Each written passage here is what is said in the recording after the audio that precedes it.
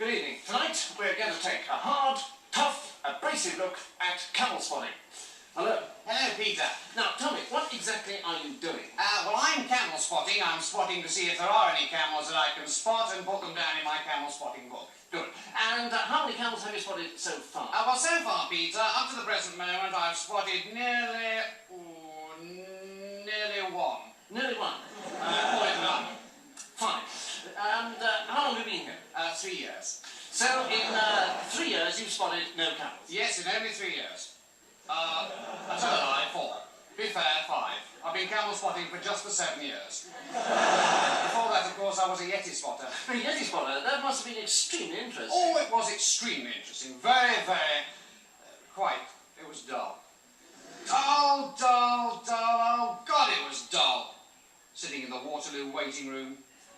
Of course, once you've seen one Yeti, you've seen them all. And have you seen them all? Well, I've seen one. Well, a little one. A picture of it. I've heard about them. Well, now, tell me, what do you do when you spot a camel? I take its number. Camels don't have numbers. Oh, well, you've got to know where to look. They're on the side of the engine, above the piston box. What? Of course, you've got to make sure it's not a dromedary, because if it's a dromedary, it goes in the dromedary book. Well, how do you tell if it's a dromedary? Well, a dromedary has one hump, and a camel has a refreshment car, buffet, and ticket collector. Mr. Sawbridge, aren't you in fact a train spotter? What? Don't you in fact spot trains? Oh, you're no fun anymore.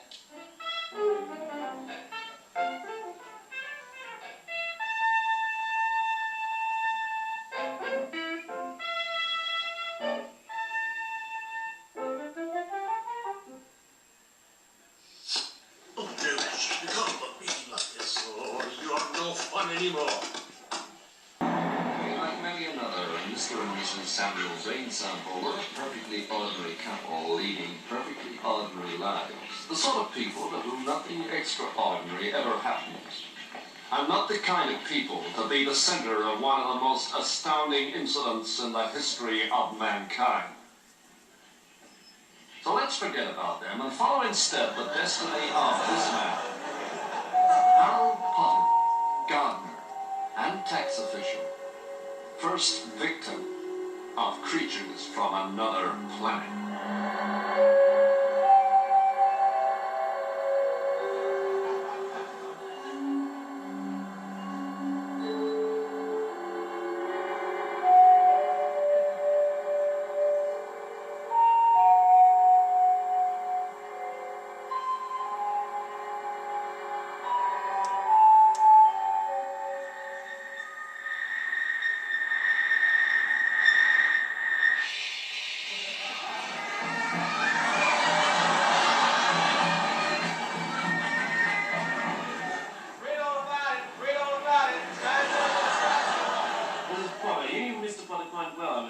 Yes, pretty well. He wasn't the husband. Yeah. And he never showed any inclination towards being a Scotsman before this happened. No, not at all. He was not that sort of person. He didn't wear kilt or play the bagpipes. No. He never got drunk at night or brought home black puddings. No, not at all. He didn't have an inadequate brain capacity. No, not at all. I see. So, by your account, Harold Potter was a perfectly ordinary Englishman without any tendency towards being a Scotsman whatsoever. Absolutely. Mind you, he did always watch Dr. Finlay on the television. Aha! Well, I told you, see, that's how it starts. I beg pardon? Well, you see, Scottishness starts with little things like that and works up. You see, people won't just turn into a Scotsman for no reason at all. No further questions?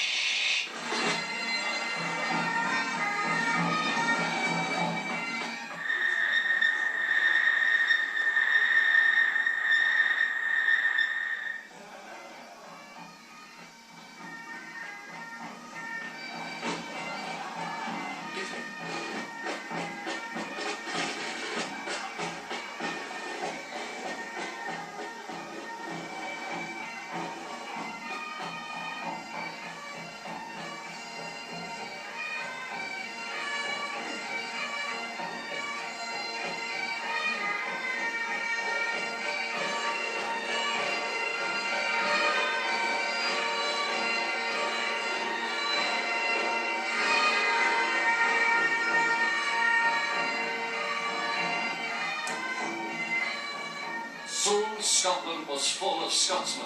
The overcrowding was pitiful. 3 men were clear.